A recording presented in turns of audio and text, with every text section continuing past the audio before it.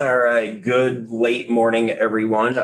It's a committee of conference hearing on S.23. We did about an hour of committee work yesterday and worked with council for a period of time, discussing some language changes and other possible avenues as we work through the points of contention. And any comment from the committee right now, or do we just want to move over to council?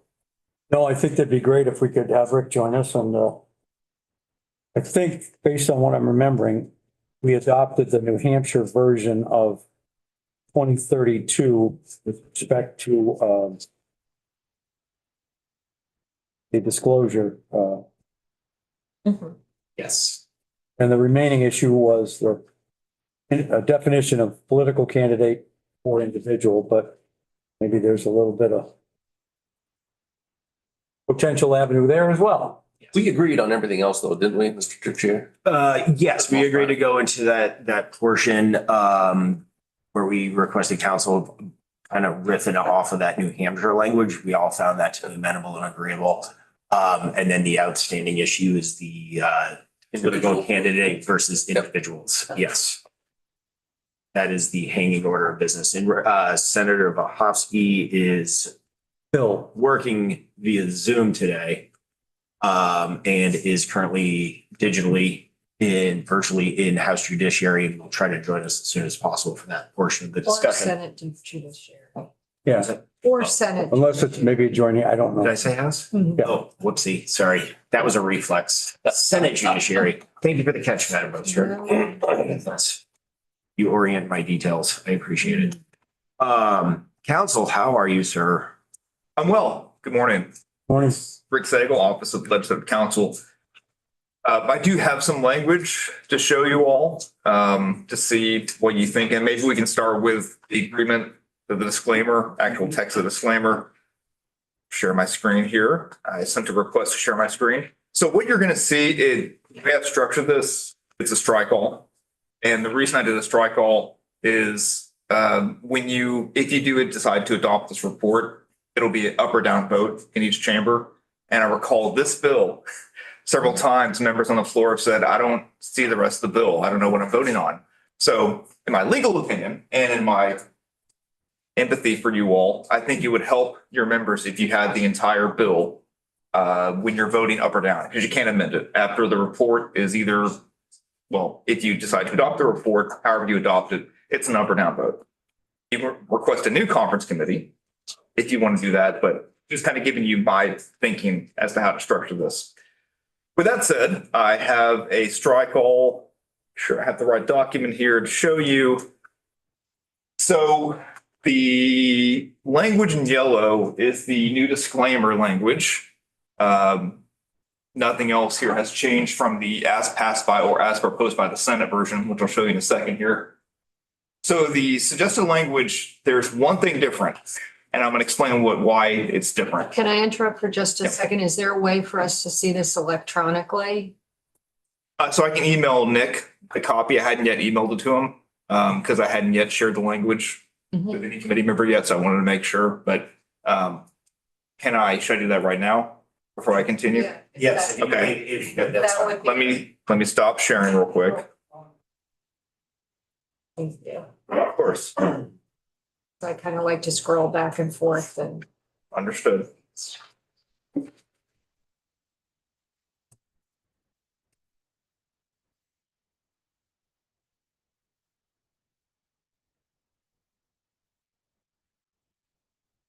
Nick, you want this as a PDF? Yes, please.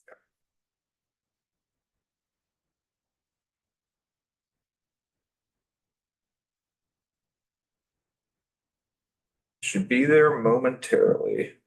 Thank you, Rick. Shall I continue or should I wait till you get the? It might be helpful if you waited. I can- Sorry. Oh, I can wait. I can whistle. I can't carry it soon. Sing and dance now. No, neither of those two. I can whistle. It's extensive. It's very clear that you're stopping at the whistle.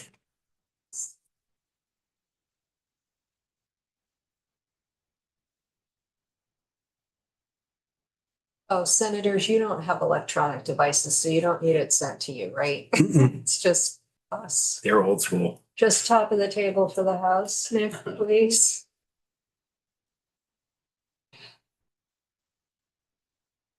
It's one thing I don't think I could get used to is all paper.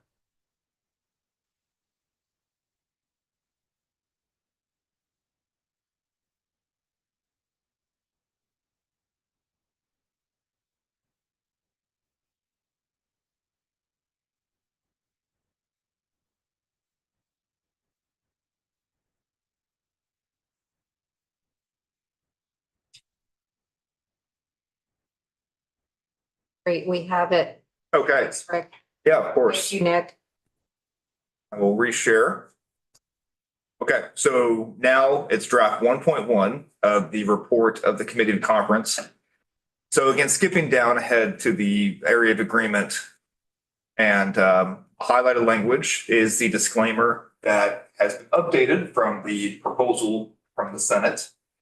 This media has been manipulated or generated by digital technology and depicts speech or conduct that did not occur.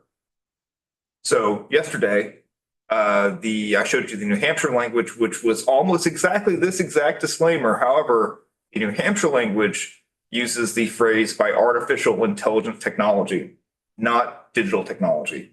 And I started thinking about that. And if you go up to our definition of synthetic media, this bill uses digital technology, including AI. So if a person makes this deceptive ad that they have to put a disclaimer on, it's possible that they did not use AI. They used Photoshop, they used some other editing software that's not AI. It is still deceptive, it is still synthetic media, but it's not AI. So I changed artificial intelligence technology to digital technology. And I'll show you, actually it's already here. In your definition of synthetic media, you have that phrase, which includes artificial intelligence. It's up to you all. You can keep this the way New Hampshire did it. I think it's not always correct that someone did not, if you have to say artificial intelligence technology, I feel like that's not always going to be a correct disclaimer. That the person may not have used AI. They may have used some other software. So I know you all agree to it, and I feel bad proposing a different word or phrase, but I think it's actually more accurate on how the bill is currently structured. Water zones. Well, you just answered half of my question, which is, does this make it more accurate and more honed in on what we were trying to accomplish? So I think the answer to that is yes.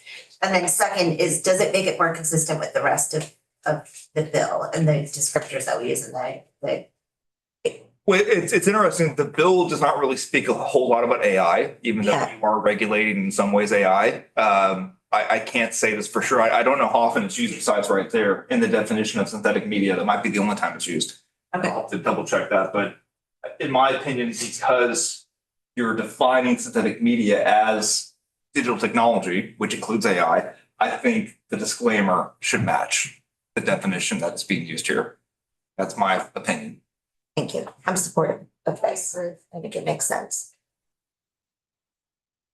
I'm nodding as well. Yes. Yeah, yeah. Right, Yeah. yes. Okay. We got. So are you five. suggesting we add the, whatever the proper pattern of speech is, including artificial intelligence in that yellow highlighted area? You could. It makes the disclaimer longer, and you got to think about you're already. That's a fairly long disclaimer that someone either Okay. has to say during a radio ad or a phone call, Okay, put on an image, put on a video. So you could, but because you define digital technology, already done. use AI. Okay, I okay. think you're safe. All right. But Yep. You just said, Rick, that we defined digital technology. We actually defined synthetic media. So in the yellow highlight, should it not say this media has been manipulated or generated by synthetic media? no, so No. synthetic media is the media that's been altered by digital. Okay, got it. Yeah. Yep, okay. So I'm good with this then. Okay. So I think we're all Yeah. in agreement. And then just kind of finishing up 2032, keeping the Senate inclusionary language. I didn't highlight in yellow because it's not different, but the inclusive to the greatest extent possible of individual with disabilities, that is still there. Mhm. That has not been removed from the strike all. Mhm. So it's my understanding, the only area of discussion is the definition of deceptive and fraudulent synthetic media and of synthetic, really, just of deceptive and fraudulent synthetic media. So I have a proposal and curious to hear what you think about it. The discussion has been, is it a ad of a political candidate that is, being depicted, or is an individual? The Senate version opened it up to be an individual. The House version had it be a political candidate. So the way I've structured this is kind of splitting it in the middle, kind of. So here, let me read you what it says. The intro language is to say deceptive and fraudulent synthetic media means synthetic media that appears to a reasonable person to be a realistic representation of a political candidate that injures the reputation of a political candidate. So in this case, it has to be somebody running for office that is being depicted, and that depiction harms the reputation of that political candidate. So it is a depiction of Chair Byron that has him saying or doing something that hurts his reputation, whatever that may be, right? If it's a depiction of me that injures his reputation, that would not be covered by this because I'm not a political candidate, right? Mhm. Okay. That was in the House version originally. But then you say or, so it could be either or of these as deceptive media. An individual, so let me go back to the intro. Let me close this here. There we go. Much better. So means synthetic media that appears to a reasonable person to be a realistic representation of an individual. I'm on subdivision B, that attempts to unduly influence the outcome of an election, including a public question, by providing materially false information to voters. That language is the same, except at this point, you're opening up that type of ad to be anybody that will provide false information about the election, the time, the election, the day of the election, where to vote, these types of really critical, substantive things that somebody would be deceptive about. It could be anybody. Bernie Sanders, me, Schwarzenegger, my favorite example. So that is a proposed way to do this. Waters Evans. Okay, so this is what I've been thinking about. So we have this phrase unduly influenced, right? And that is significantly it's more serious than just saying, don't vote for Shay, she's the worst, right? It's like actually trying to significantly affect the outcome. So, well, I guess a question for Rick. So did the word individual and the phrase unduly influenced, were they in the previous, oh, I have it right in front of me. Yeah. Were they together? Okay, they were. All right. Okay, so I'm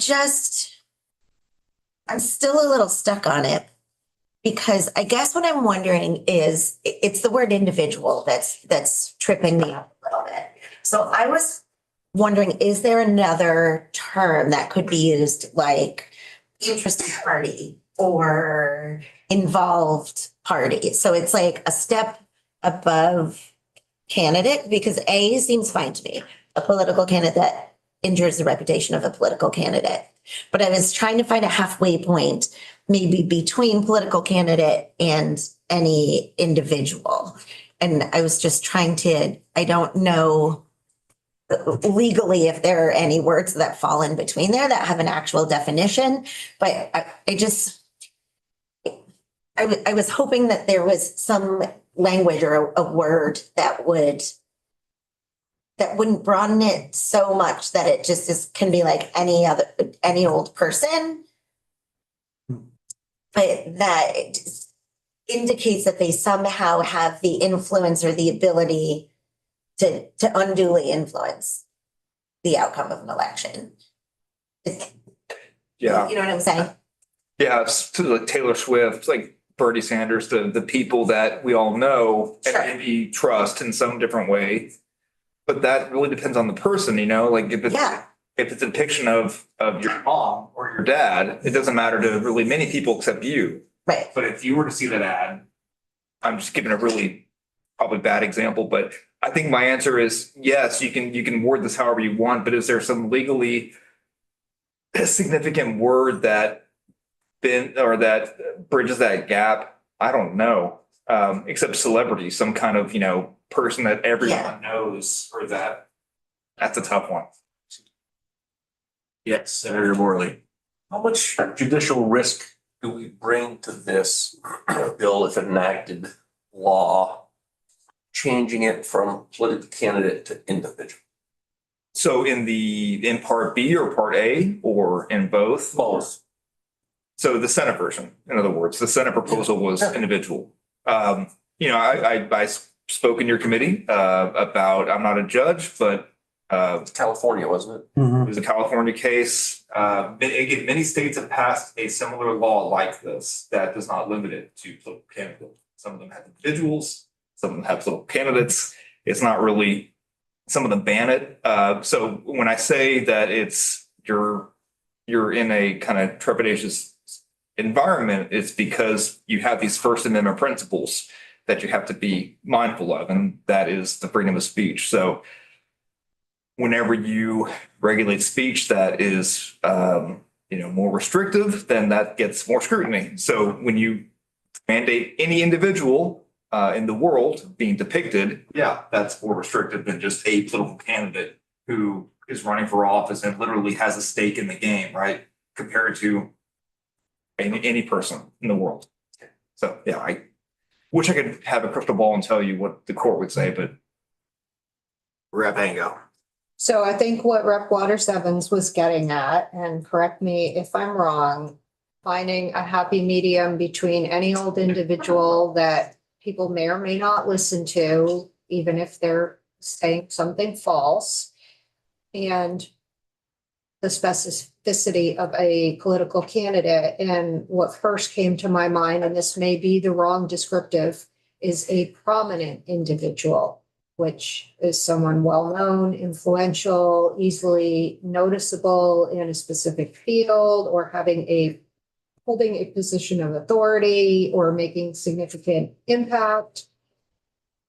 So is there something like that we could use to qualify individual in letter B? So you can always define what that is. Prominent would be maybe a word, but yeah, like you said, you probably want to includes. But who is prominent to a 13-year-old is not going to be prominent to a 70-year-old. Probably. Exceedingly subjective. Yeah. Yeah. So was I right that that's where you were going with that? That is the direction in Yeah, which I was hoping we so- could head, but it seems like there might not be I don't know what the word. would I be. don't know what other descriptive word would fit in there, but I know where you're going with that, and I noodled on this very Struggling with concept that. myself, like extensively, away from the group, and it was like where I kept, and I apologize for blurting out there. But it was the subjectivity of what is deemed to be like an influential character or a celebrity status, right? And I think that's what council was just speaking to. It's like there's not a lot of uniformity to that. Yes, right. So the other thing that came to mind is a public facing individual, like a public figure. But really, any individual can be on an ad saying the election is November 2nd, when really the election is November 6th. And people would listen to that. Oh, yeah, I heard on the radio the election is November 2nd. I better go vote. So I'm seeing the value in keeping it at an individual. And I think we have to remember that it's not just any old person doing any old thing. It's any old person falsely providing information that would unduly influence the outcome of an election. It's just not anybody doing anything, right? Right. So Yes. I'm okay with that. Yes, right, right. I understand that we don't want people doing this, and I understand that we would like to stop everybody from doing this. And this is like the back and forth, right? This is what we had in this room before it left here, and what you had in your room before it came back here, and before we all gathered together is we're trying to find that point because it's not anything that really exists in statute yet, right? And so my hesitation comes from, first of all, this is all new. So I think the more specific we get with like our first foray into these kinds of laws, what it's going to do, I think I think everybody is intended, if I speak for all of us on all the, both committees even, is to say we're trying to protect the integrity of elections and we're trying to protect the voters from being given false information. It's not so much about protecting the candidate, it's about protecting the integrity of the election system and voting. I am just really still hung up, and I know that you all know this, but I'm going to say it again. I'm really hung up on the free speech thing and any change to the language here, like using the word individual, that opens it up to, scrutiny. And then I think if we already know going into this that the chances of it being more solid, and I know we don't have a crystal ball, we can't predict what the court's going to decide, and maybe nothing will ever come of it, but just as far as like time and money and the efforts of like the attorney general or whoever else would then have to go to defend this if it came to a court case, which they would have to do. I feel like if we have an avenue to make this happen at the moment that seems clearer and safe, I would rather stick with political candidate and not invite all this further scrutiny and like possible court decisions and stuff. It especially in a zone that we haven't been in yet legally, I feel like the more conservative we are in this case, the better. The free speech thing is really, I don't know, it's bothering me in that way. And I know that it's not ideal, but I'd rather be more on the side of conservative than opening it up. So my question for council is having this as an A, B, and either or, if it were to be litigated, you would probably be litigated from potentially two different angles, right? You would have one would be impacting a political candidate with how it's laid out, right? Or public. So it wouldn't fall into this. What are the odds on both of those definitions being litigated at the same time? Well, you would have someone's ad that they made that they didn't put a disclaimer on, be challenged by the AG through an enforcement mechanism, and that person would sue saying that, or countersue saying that their ad didn't meet A or B. The odds that, as currently written, Mr. Chair. Yes. Here. So of course, an individual can be a political candidate. So you could have an ad that not only injures the reputation of a political candidate, but also attempts to unduly influence the outcome of the election. So an ad depicting, I'll pick on Chair Collmore this time, an ad depicting Chair Collmore saying the election is on Wednesday, not Tuesday, would violate A and B. But it would be challenged on not just A or B specifically, it'd be like the entire law is unconstitutional, right? And then the court would have to say, well, A might meet strict scrutiny, but B does not because it's too broad, that kind of thing. Does that answer your question or did I overcomplicate it? No. I actually, I think that answered the question. Well, A court could also sever subdivision B. Because every Vermont law, unless otherwise indicated, is severable. So a court could say, B is unconstitutional, too broad, to restrict the speech and keep A. I think that was your question. It at its Okay. core, yeah. I eventually got to it, Mr. Yeah. Chairman. No, it was a good lead in though. Yeah, and that was sort of the like crux of it, right? Like doing like the either or. Yeah, I'll stop there. You answered my question. Right, hang on. I guess my question goes back to free speech. Are people really allowed to lie about anything and everything? Sure. And it's okay? Well, to an extent, you have the right to lie, but No. then you mean there's defamation, which I may use this. I thought of something that you may be there. So there's this idea in defamation that a person in the public light, it's harder to defame that person because they're a celebrity than it is to defame a private citizen. If that makes sense. So in some ways, if you were to publish a article that defamed Taylor Swift, it would be more difficult for her to prove that because she's a well-known celebrity than it would be to defame me, a private citizen. I'm not a singer, songwriter. I'm not out there. You were talking about the difference between public and private. So there is in defamation, there is this distinction. I would have to think about how that is actually legally determined, but it's harder to defame a well-known person than it is a private citizen who keeps their stuff private, if that makes sense. Except for in letter B, we're not really talking about defaming a person. Right. We are talking about unduly influencing a public question or a different outcome of an election. So we're talking about an inanimate thing that could be altered. And anybody could go ahead and do that, alter the Right. question or alter the outcome of the election. So based on that, it's not really about the person doing the altering, it's what they're altering, what they're influencing rather. So I'm okay with letter B, I think.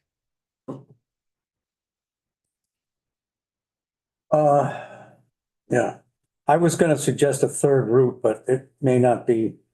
If we stuck with just A, or, yeah. But we included a public question somehow, but that probably muddies the water to some degree. Because a political candidate would have to provide misleading information about a ballot issue in South Burlington, putting up a new gymnasium or something. I mean, Well, that was the as passed by the House. The as passed by the House limited it to a political candidate, either, their reputation being harmed or that depiction misleading the public when it came to an election. but to me, an election seems to refer back to the election in which the political candidate is a candidate. Not necessarily. No? Not necessarily. Oh, okay. Because an I'm election could be with you. on anything, Yep. right? Right. Any issue. Not- We don't define election. We don't define political candidate. So it can be, yeah. Okay.